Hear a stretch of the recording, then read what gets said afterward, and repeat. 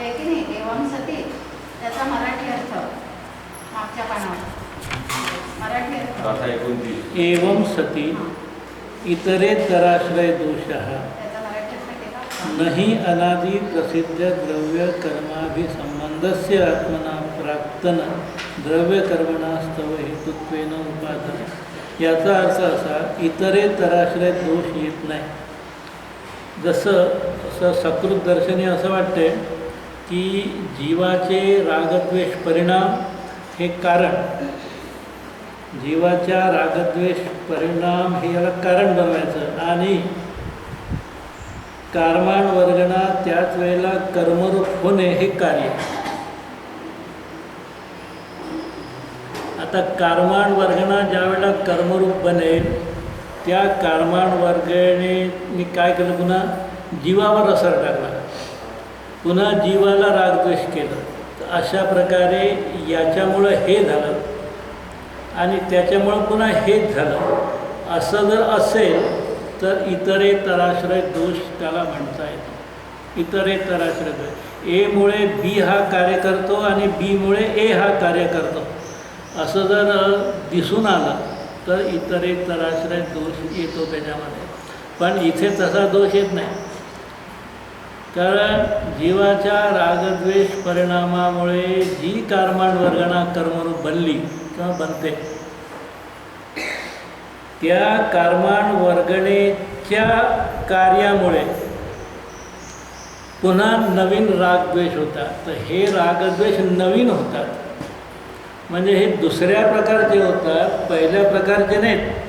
ज्याला पहिले आपण कारण बनवलं की या रागद्वेष परिणामामुळे हे कर्म आलं आणि या कर्मामुळे पुन्हा हे तिसरे रागद्वेष परिणाम झाले, म्हणजे याचा भार याच्यावर आणि याचा तिसऱ्यावर गेला, पहिल्यावर आला नाही. पहिल्यावर जर आला असता तर इतरेतराश्रय दोष आला असता. भिन्न भिन्न आहेत, परिणाम वेगळे, याचे कर्म वेगळे आणि या कर्माचं निमित्त घेऊन परिणाम पुन्हा तिसरे वेगळे. म्हणजे या सुरुवातीच्या परिणामावर त्याचा बोल येत नाही, म्हणून इतरेतराश्रय दोष त्याच्यामध्ये संभवत नाही. हे असं काल आपण पाहिलं आहे. प्रश्न, द्रव्य भिन्न भिन्न असताना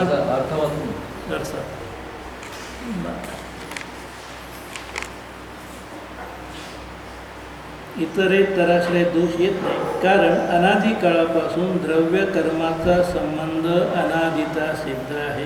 त्याचेच या ठिकाणी कारण रूपाने ग्रहण केले आहे असे प्रवचनसारादी आगमामध्ये सांगितले आहे आणि हेच युक्तियुक्तही आहे. जर कर्माच्या निमित्ताशिवाय प्रथमतः जीवाचे रागाधिक आहेत असे मानले तर रागाधिक जीवांचा स्वभाव ठरेल, कारण परनिमित्ताशिवाय होणाऱ्या परिणामास स्वभाव भाव म्हणतात. म्हणून कर्माचा संबंध अनादिच आहे असे मानणे वास्तविक व तर्कसंगत आहे. निष्कर्ष निघाला, जिष्ट सारांश निघाला, कर्माचा संबंध अनादिच आहे असे मानणे वास्तविक तर्कसंगत आहे. आधी बीज की वृक्ष याचं उत्तर शोधण्यामध्ये कोणीही आपला एनर्जी खर्च करू नये. अनादी काळापासून बीज आणि वृक्ष याची संतान चालू आहे.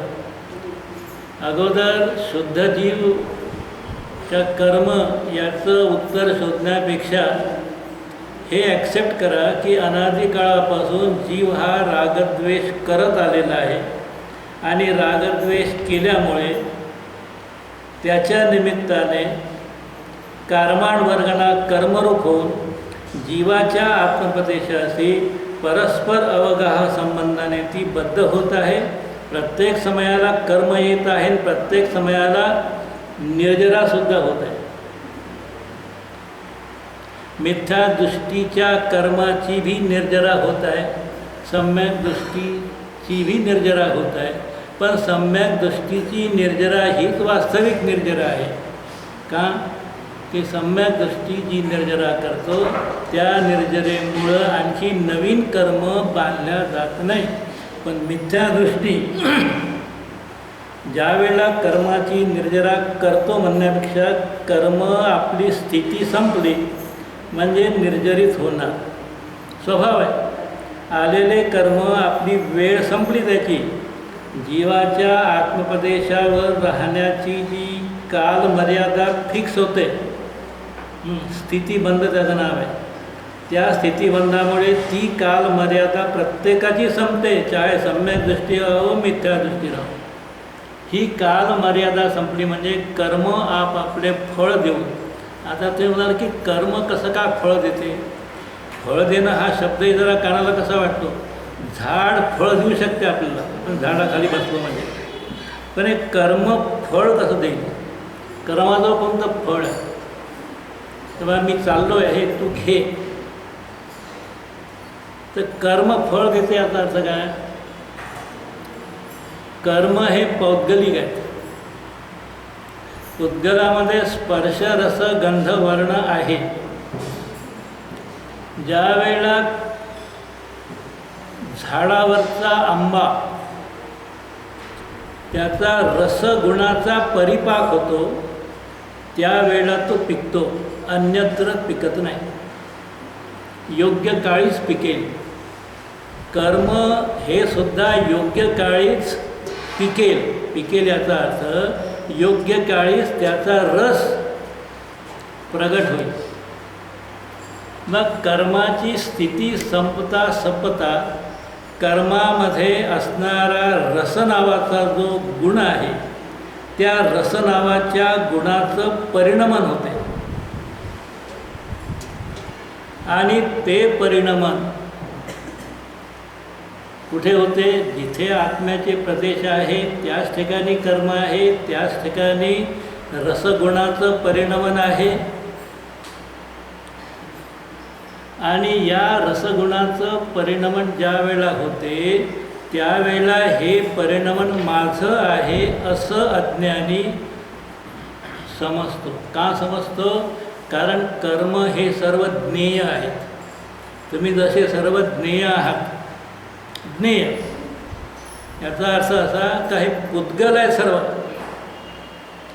मी पुद्गल आहोत, तुम्ही सुद्धा पुद्गल आहात. शरीराची अपेक्षा आत्माचं कोणी कोणाला पाहत नाही, परंतु जे इंद्रियाद्वारे आपण हे पाहतो, सर्व जाणतो, हे सर्व पौद्गलिक बाजार आहे. तर कर्म उदयाला आलं, कर्मामध्ये रस पकला. तो रस कुठे आहे? जिथे आत्म्याचे प्रदेश आहे त्याच ठिकाणी तो रस आहे. मग अज्ञानी जीवाला असं वाटते की हा रस माझ्यामध्ये उत्पन्न झाला, हा कडू रस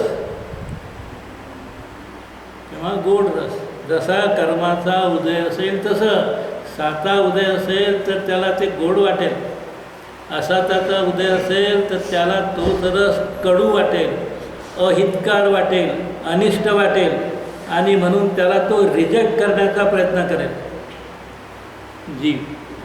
अज्ञानी जीवसुद्धा त्या रसाबद्दल इष्ट अनिष्ट बुद्धी ठेवतो. कोणत्या रसाबद्दल? उदयाला येणारे कर्म.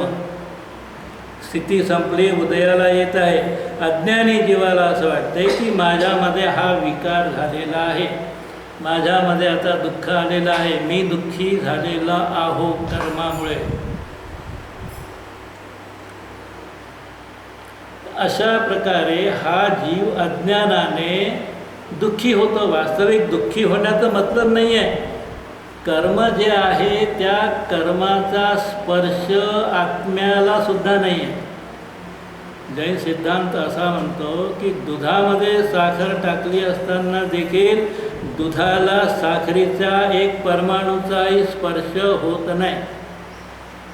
जरा अटपट वाटेल तर दुधामध्ये दळलेली साखर टाकली मग तर होईल का नाही? सांगतात का दुधाचा प्रत्येक परमाणू साखरेच्या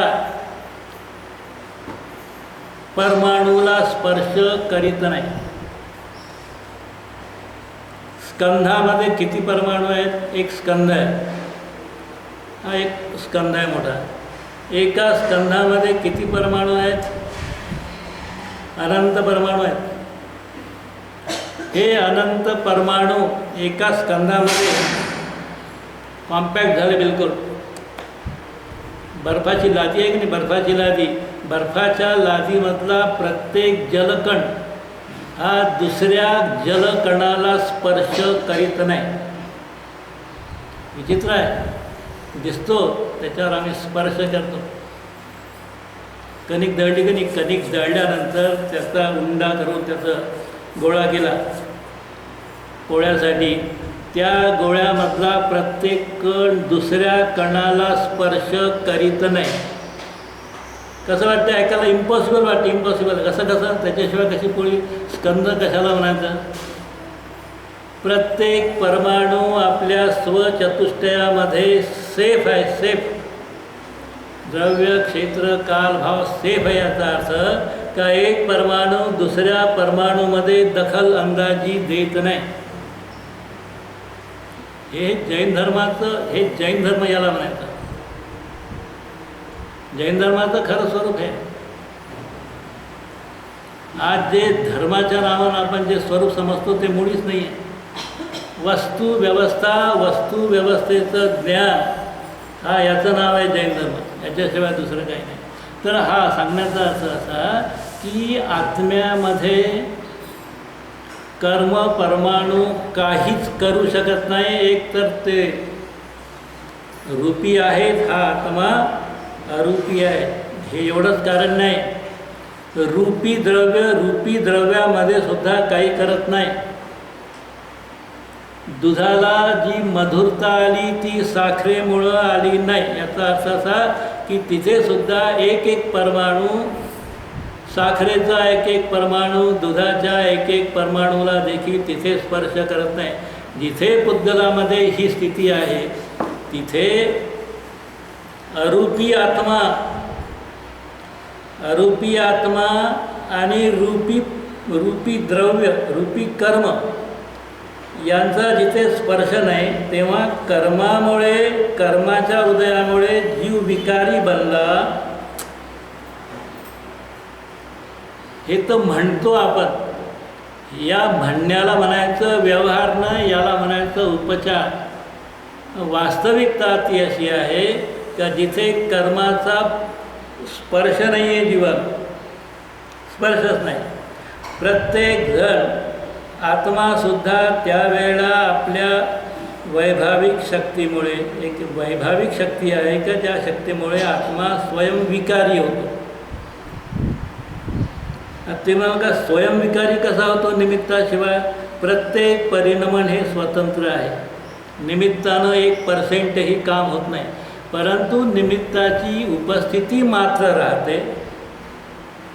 उपस्थिती राहते, बस त्या उपस्थितीची नोट घ्यायची, त्याची फक्त दखल घ्यायची आहे की अमक्याच्या उपस्थितीमध्ये हा समारंभ पार पडला. कर्माच्या उपस्थितीमध्ये या जीवानी रागद्वेष केली, दॅट्स ऑल. दुसरं कर्म त्याला कोणतंही त्याला धक्का देत नाही, कोणतीही बाह्य एनर्जी, शक्ती त्याच्यामध्ये टाकत नाही. आत्मासुद्धा आपली अनंत शक्तीपैकी काही शक्ती कर्माला लावत नाही. प्रत्येक द्रव्याजवळ अनंत शक्ती आहे. पुद्गलाजवळ आहे का नाही? अनंत शक्ती आहे पुद्गलाजवळ. अनंत परमाणू, एक एक परमाणू अनंत शक्तिमान आहे. त्यामुळे आत्म्याच्या शक्तीची गरज नाही. आत्मासुद्धा अनंत शक्तिशाली आहे, त्यालासुद्धा कशाचीही गरज नाही आहे. फक्त त्या क्रियेच्या वेळेला दुसरा कोण होता हे फक्त ज्ञानामध्ये घ्यायचं, हे ज्ञेयामध्ये घ्यायचं, त्याला ज्ञेय बनवायचं, हा फक्त उद्देश आहे. ज्ञेय, जानते रहो. काय काय होत आहे फिर जाणत राहा. कार्य होते, प्रत्येक वस्तूचं कार्य, प्रत्येक द्रव्याचं, प्रत्येक कणाकणाचं, प्रत्येक अणुअणूचं कार्य स्वतंत्रपणे होत आहे. तूने बताया जगत को प्रत्येक कण स्वाधीन है, करता न धरता कोई है, अणु अणु स्वयं में लीन है. महावीर वंदनेमध्ये एक वाक्य आलेलं आहे, तूने बताया जगत को प्रत्येक कण स्वाधीन है. प्रत्येक कण स्वतंत्र आहे, स्वाधीन आहे. याचा अर्थ तू त्याच्यामध्ये काही करू शकत नाही, आणि त्या कर्माचा उदयसुद्धा तुझ्यामध्ये काही करू शकत नाही. इतकं डेअरिंग आल्यानंतर हा जीव निर्भय राहू शकतो. सप्त भय से नहीं डरेंगे, 7 भय त्याला राहू शकत नाही. का की प्रत्येक द्रव्य आपापल्यामध्ये परिपूर्ण आहे. मैं हूँ अपने में स्वयंपूर्ण, पर की मुझ में कुछ गंध नाही. मी स्वयंपूर्ण आहे, मला कशाचीही गंध नाही, मला कशाचीही त्याच्यामध्ये वॉन्टेड असं माझ्यामध्ये काही कमतरता नाही. का जी कमतरता तुम्ही किंवा पुद्गलांनी माझी कमतरता पूर्ण करून द्यावी, काही नाही. ही स्वतंत्रता ओळखणं, या स्वतंत्रतेचं श्रद्धान करणं, हीच निर्भयता आहे. याचंच नाव जैन धर्म आहे. उत्तर: ते अनादी काळापासून संयुक्त होते, परंतु मागून वेगळे झाले. तेव्हा जाणले की हे वेगळेच होते. वरचा प्रश्न राहिला. वरचा संबंध ना, द्रव्य भिन्न असताना त्यांचा अनादी संबंध. हां, द्रव्य भिन्न असताना त्यांचा अनादी संबंध कसा? जसे प्रारंभापासून दूध आणि पाणी, सुवर्ण आणि किट्टिमा, तूप आणि कट, तीळ आणि तेल यांचा संबंध दिसून येतो, यांचा नवीन संबंध तर काही झालेला नाही. तसा अनादी काळापासून जीव आणि कर्म यांचा संबंध जाणावा, त्यांना नवीन संबंध तर झालेला नाही. यावर कदाचित तुम्ही असे म्हणाल का हे असे कसे संभवू शकते? परंतु जशी काही द्रव्ये अनादी काळापासून भिन्न आहे, तशीच काही द्रव्ये संयुक्तही आहेत. काही द्रव्ये संयुक्त आहेत. कोणते दोन? संयुक्त असणारं द्रव्य कोणतं? एकच आहे, नाही का? पुद्गलच आहे. 6 द्रव्यापैकी एकच द्रव्य पुद्गल असं आहे, ते अनादी काळापासून संयुक्त आहे. अहो, शब्दच मुळामध्ये पुद्गल या शब्दामध्ये 2 शब्द आहेत. पुद प्लस गल. पुद जमणे, गल बिखरणे. ज्याच्यामध्ये ही क्रिया अव्याहत चालू आहे. अव्याहत बरं, हा स्कंध किंवा हे पेंटिंग काही दिवसानंतर जे फेंट पडते, याचं कारण याची जी लश्चर म्हणजे याच्यावर असलेले परमाणू गल या क्रियेनं अलग अलग होतात. आणि एखादी वस्तू साफ केली नाही, त्याच्यावर कोटिंगही चढते, थर जमतो. तर पुद या नावाच्या धर्मामुळे ही क्रिया होते. म्हणजे गलन आणि जमा होणे, ही क्रिया सतत ज्याच्यामध्ये चालू आहे ते पुद्गल. अनादी काळापासून काही द्रव्य म्हणजे पुद्गलांची संख्या अनंतानंत आहे. हे अनंतानंत असणारे पुद्गल, काही पुद्गल मुक्त अवस्थेमध्ये आहे. मुक्त म्हणजे मोकळ्या अवस्थेमध्ये, म्हणजे शुद्ध रूपामध्ये आहे. शुद्ध रूपाचा पुद्गल कोणता? सोन्याचा परमाणू शुद्ध का लोखंडाचा शुद्ध? ते परमाणूच्या स्टेजला तिथे सोनं आणि लोखंड याचा भिन्नच नाही. परमाणू म्हणजे काय? परमाणू कशाचा बनलेला आहे? दोन किंवा अधिक परमाणू. परमाणू सुद्धा केमी यांच्या सायन्सच्या भाषेत विचारू लागलो की परमाणू जो बनलेला आहे, तर परमाणू सुद्धा त्याचं जे विघटन होते, न्यूट्रॉन, प्रोटॉन, इलेक्ट्रॉन वगैरे जे त्याचे कन्स्ट्रक्शन आहे त्याची जी, तर त्याच्यामध्ये जो आहे सूक्ष्म, त्याच्यात अणू मानलेला आहे, आपल्या याच्यामध्ये त्याच्यापेक्षा सूक्ष्म परमाणू. म्हणजे हा जो परमाणू व्यवहारामध्ये वापरलेला शब्द आहे, त्याच्यापेक्षा सूक्ष्मता जैन याच्यामध्ये आहे, ते सांगायचं होतं.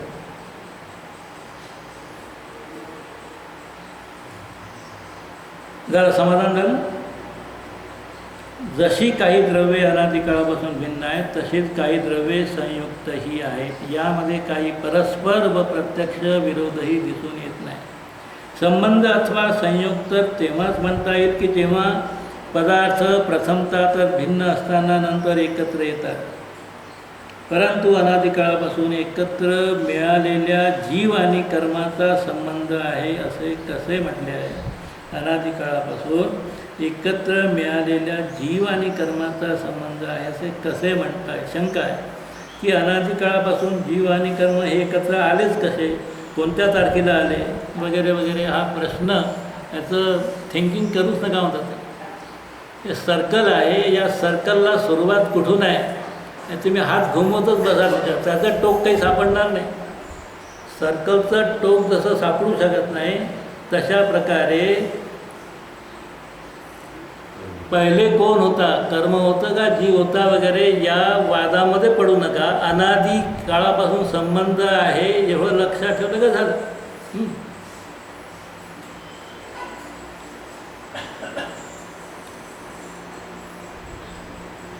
ते अनादी काळापासून संयुक्त होते, परंतु मागाहून वेगळे झाले तेव्हा जाणले की हे वेगळेच होते म्हणून वेगळे झाले. अतएव प्रथमता देखील भिन्नच असले पाहिजे. याप्रमाणे अनुमानाने किंवा केवळ ज्ञानाने प्रत्यक्ष भिन्न प्रतिभासित होतात. यावरून कर्म परमाणूंचा जीवाशी संयोग असतानाही जीव भिन्नच आहे. कर्म परमाणूंचा जीवाशी संयोग असतानाही आत्ता यावेळेला प्रत्येक जीवाचा कर्माशी संबंध असूनही आत्मा भिन्न आहे आणि कर्म भिन्न आहे याचं श्रद्धान म्हणजे सम्यक दर्शन. सांगा, जे टेन्शन घेतो ना आपण, सम्यक दर्शन आहे की नाही, सम्यक दर्शन आहे की नाही.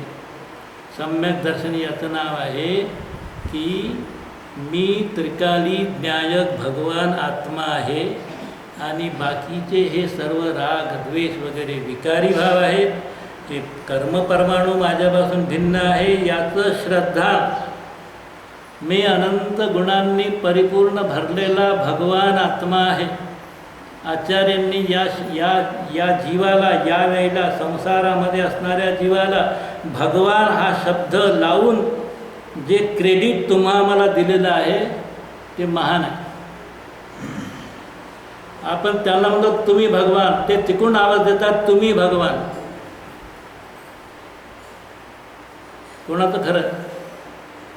हे प्रभो, ते म्हणतात हे प्रभो. आचार्य म्हणतात हे भगवान आत्म्यांनो, आम्ही आमची गरिमा महिमा ॲक्सेप्ट करायला तयार नाही. नाही नाही, आम्ही पामर, आम्ही गरीब, आम्ही दरिद्र, आमची दृष्टी शिळ्या भाकरीवर, पर्यायीवर आमची दृष्टी. नाही नाही, मी कसा भगवान? भगवान तुम्ही. ही पर्याय दृष्टी जीवाला मारक आहे, घातक आहे, संसारामध्ये फिरवणारी आहे. मी भगवान आत्मा आहे.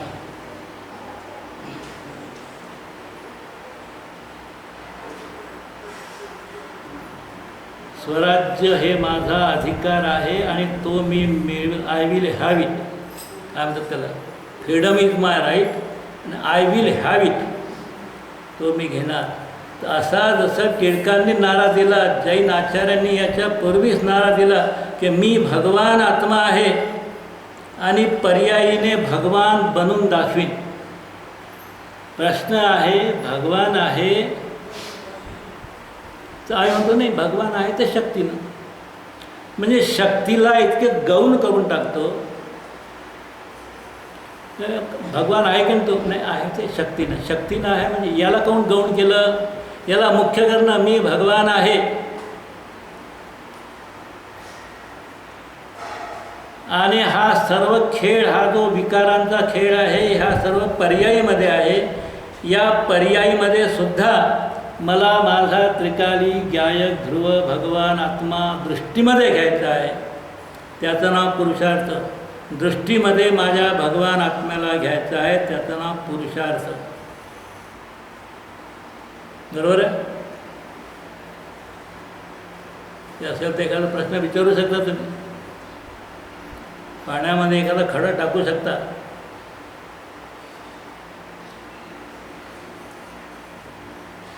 जीव आणि कर्माची भिन्नता पुढचा मुद्दा आहे.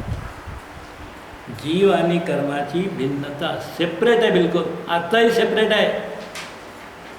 यापैकी जीव पाहणे, जाणणे, स्वरूप चैतन्य गुणाचा आधारक आहे. जीव कसा आहे? ज्ञाता द्रष्टा आहे. इंद्रिय गम्य होत नसल्यामुळे अमूर्तिक आहे.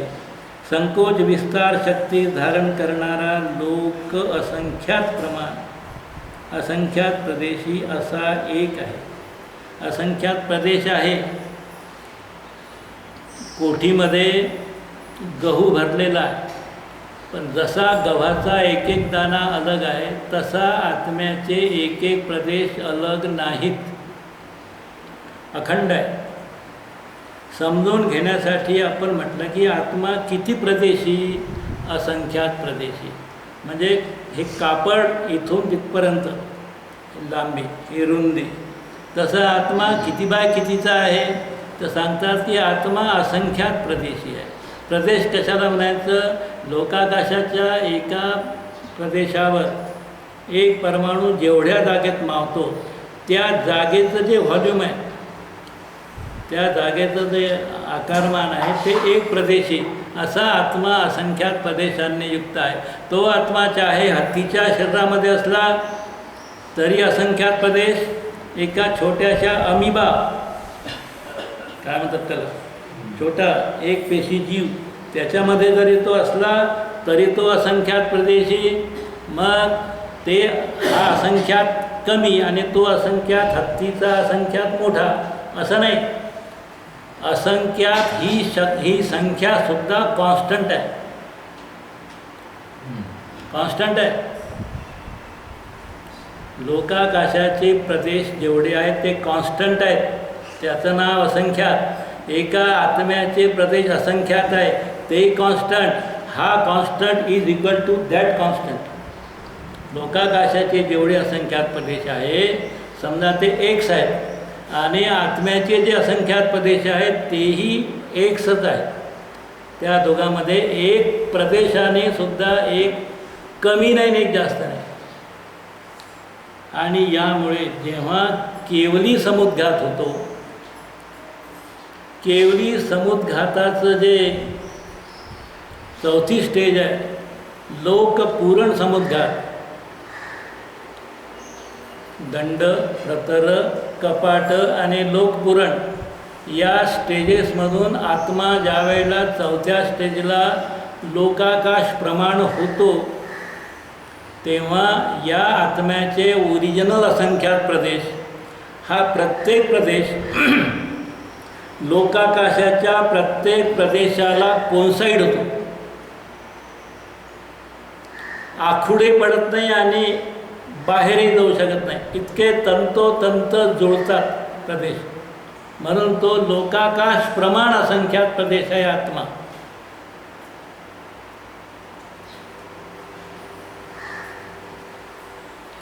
असंख्यात प्रदेशी असा एक आहे. आणि कर्म तर चेतना गुणविरहित जड आहे, मूर्तिक आहे, अनंत पुद्गल परमाणूंच्या पिंड स्वरूपाचे आहे. आणि म्हणूनच हे दोन एक द्रव्यरूप असू शकत नाही. अशा तऱ्हेने जीव आणि कर्म यांचा अनादी संबंध असताना जीवाचा एकही प्रदेश कर्मरूप होत नाही, कर्मरूप होत नाही, कर्माला टच करत नाही, स्पर्श करत नाही. आणि कर्माचा कोणताही परमाणू जीवरूप होत नाही. आपापल्या स्वभावास घेऊन ते वेगवेगळेच आहेत, वेगळे आहेत, आताही वेगळेच आहेत. परंतु आमच्या मिथ्या दृष्टीमुळे, मिथ्या भ्रमामुळे आम्ही त्याला आपलं मानलेलं आहे. शरीराला ताप आला, डॉक्टर साहेब मला ताप आला, शरीरामध्ये फोड आलं, डॉक्टर साहेब माझ्या अंगावर फोड आले, तर बघा, म्हणजे शरीरामध्ये आलेली विकृती ही माझ्यामध्ये विकृती आलेली आहे असं भासल्या जाते, असं मानल्या जाते. मिथ्या दर्शनामुळे असा प्रकारचा भास होतो, अशा प्रकारे मान्यता होते. परंतु सांगतात की शरीरामध्ये आलेली विकृती, शरीरामध्ये जरी तुझ्या आत्म्याचे प्रदेश आहेत तरी त्या आत्मप्रदेशाला ती विकृती स्पर्श करीत नाही. त्यामुळे घाबरून जाण्याचं कारण नाही. पण आम्ही घाबरतो, अनादी काळचा आमचा कर्माशी संबंध आहे, कर्माशी एकत्वाचा संबंध आहे. त्यामुळे शरीरामध्ये जे काही विकृती आली ती माझ्यामध्ये आली आहे. ही कर्म आणि आत्मा याच्यामधील एकत्वाच्या बुद्धीमुळे आम्ही दुःखी आहोत आणि एकत्वाच्या बुद्धीमुळे संसार उभा आहे. जसे सोने आणि चांदी यांचा एक पिंड असतानाही पितत्वादी गुणामुळे सोने भिन्नच आहे आणि शुभ्रत्वादी गुणामुळे चांदीही भिन्नच असते, तसेच कर्म आणि आत्मा भिन्न भिन्न आहेत असे समजावे. समय झाला.